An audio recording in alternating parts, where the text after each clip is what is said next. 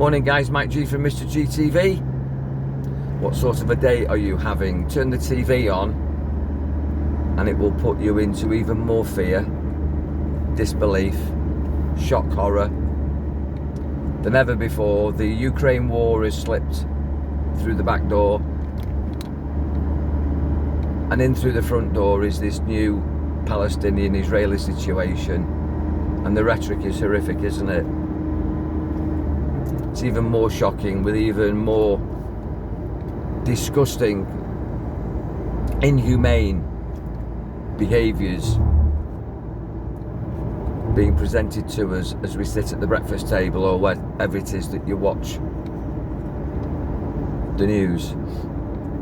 You turn the car radio on and it's all the same. I mean, unless you're listening to the music channel, but regularly on the news channels they are telling us about storm this, and they're all named now, aren't they, you know, to make it more horrific, and quite a lot of them are never more than a splash in a puddle, but it's storm this, storm that, you know.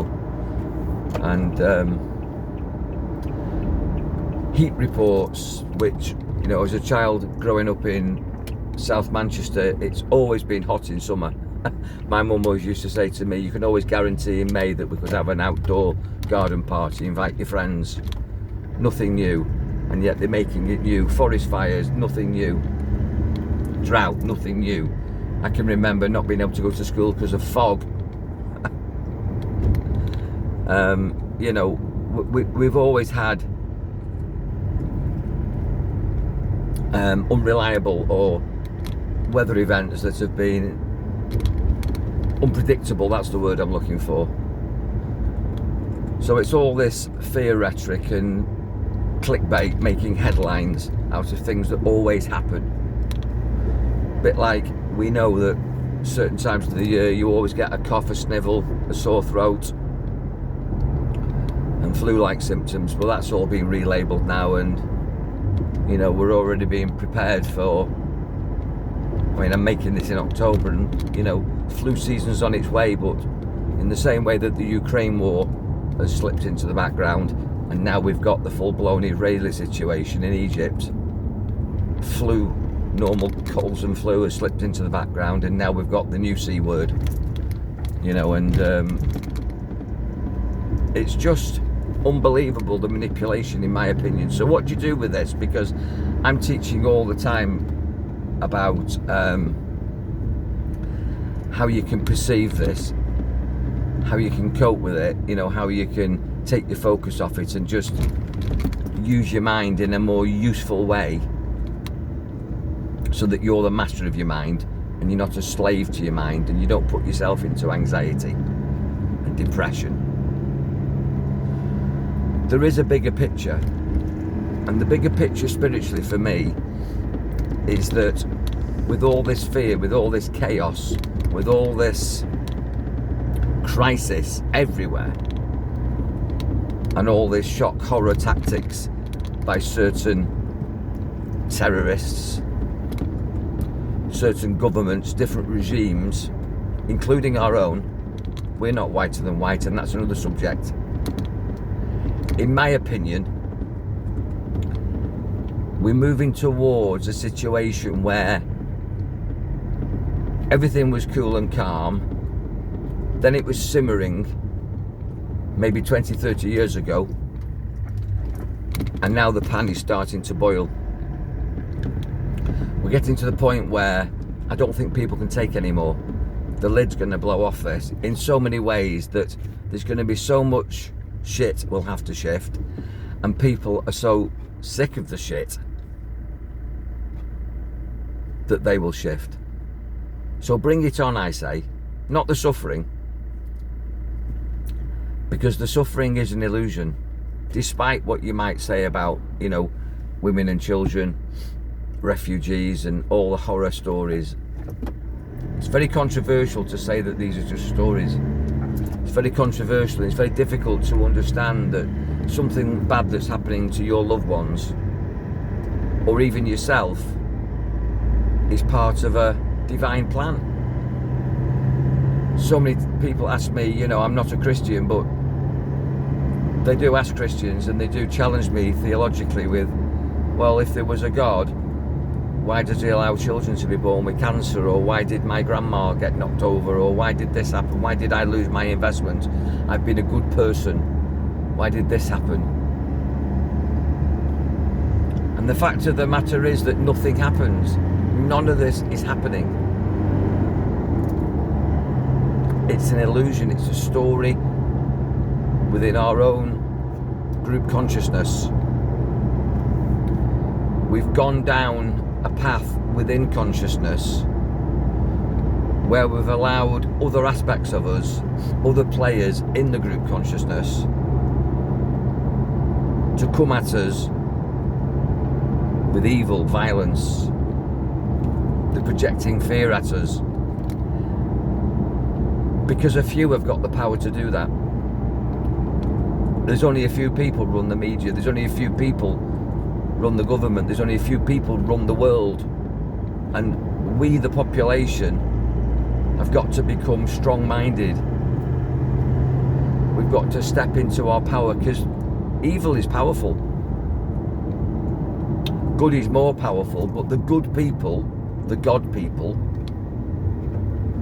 are not powerful because we're listening and we're believing this illusion, and it's disconnecting us from our divinity. It's disconnecting us from our potential to fight back in this spiritual war. And I'm not talking about religion. I'm talking about this energetic war within this matrix that we call the earth and the universe and the multiverse. It is time now for us to go to another level of consciousness, to shift into another dimension, to go from 3D to 5D, and that's another conversation.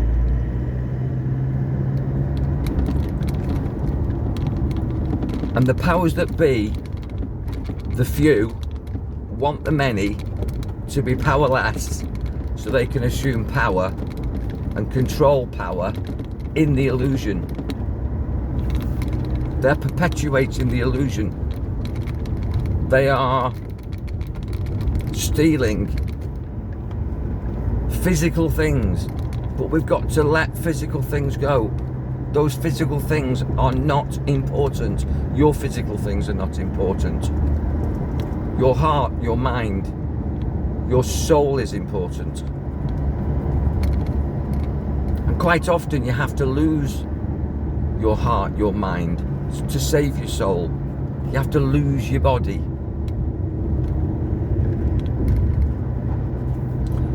Most of the disasters in your life have been life-changing. And if you look back, it's probably those bad things that created the change, that opened portals of opportunity for where you are now. And I know in my life, the things that I didn't want, I needed, and it enabled me to grow. We don't want this world conflict. We don't want this refugee problem, these medical problems, these health scares, these climate scares. We don't want whatever it is that you're not happy with in the world. It's not what you want, but trust me, it's what we all need. Embrace it. Have an attitude of gratitude for the classroom that the world is.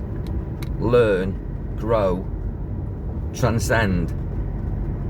That's what this is all about, and it's accelerating now. I suppose the Bible would call this the second coming.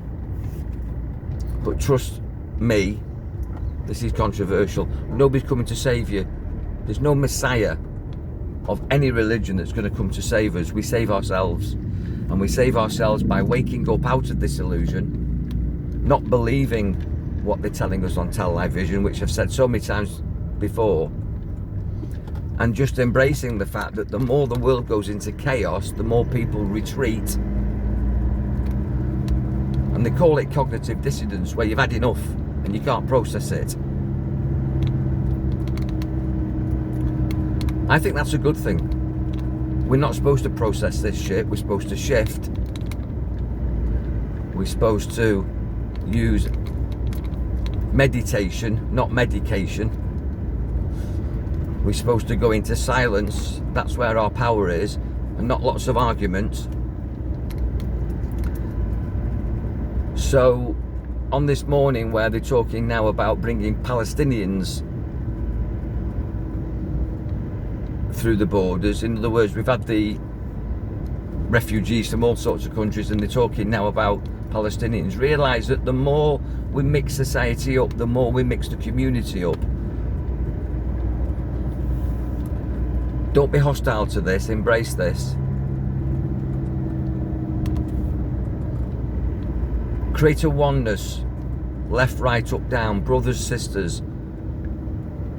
Humanity is a family. The people that we should be against isn't each other, it's the elite at the top, the puppet masters, who are doing this for their own gain. And I think we can have a massive gain by realising that as society breaks down, we've got an opportunity to create a new paradigm. Check back for more from me for free from Mr. GTV. I've given you a lot to think about, and you might agree or not, but I'm offering this with love, and with love I welcome your comments. Be powerful, enjoy your mind.